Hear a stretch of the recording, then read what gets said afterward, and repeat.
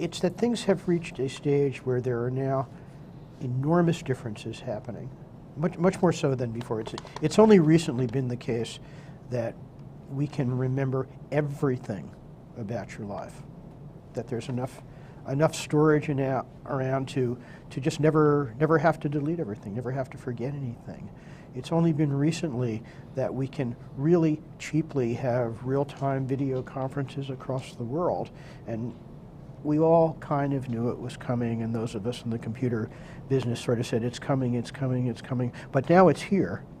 And kind of what's not here is the adjustment of our attitudes towards this thing. So, you know, it was nice to say, gee, in the future, I'll be able to know where all of my friends are. Yeah. And now I can know where all my friends are. Yeah. And I don't know how to think about that. So it's somehow the technology's been moving fast, but our attitudes and our intuitions about stuff haven't been moving. And it's that kind of disruption and that discontinuity that the book's really about. Yeah. You remember in 1964 when AT&T was going to show Picture Tell at the World's Fair? That's right. That was the biggest deal going, and then nothing happened for the next 20 years. That's right.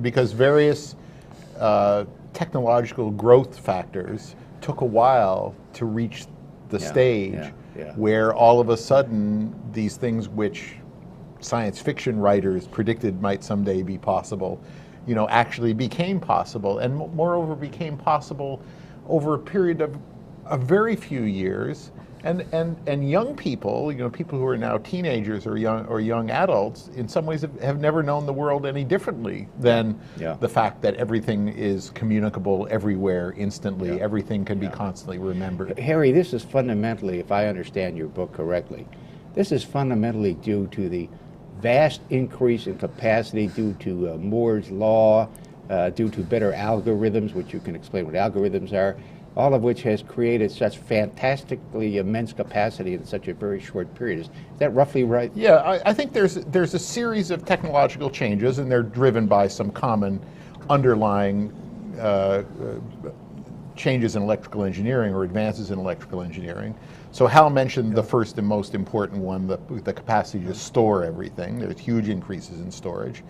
There's huge increases in communication speed. The internet now, a worldwide network, so the information can be sent everywhere in the flash of an eye.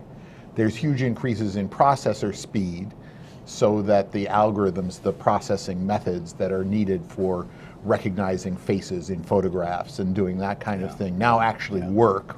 They've been laboratory exercises for years. And then the fourth thing that has exploded, in the metaphor of the subtitle of our book, which we call Your Life, Liberty, and Happiness After the Digital Explosion, the fourth thing that's exploded is the number of sensors. That is to say, the number of cameras in people's cell phones, cameras that are mounted as, you know, for security purposes, microphones in your OnStar system in your car, all of these places that are potential ways of gathering information that are now, you know, they're now consumer goods. They're not just the instruments of police states or something like that. This excerpt is brought to you by the Massachusetts School of Law, the leader of reform in legal education and a leader in multimedia education for the public. To view the full interview and for a full listing of MSL's programs, log on to mslaw.edu.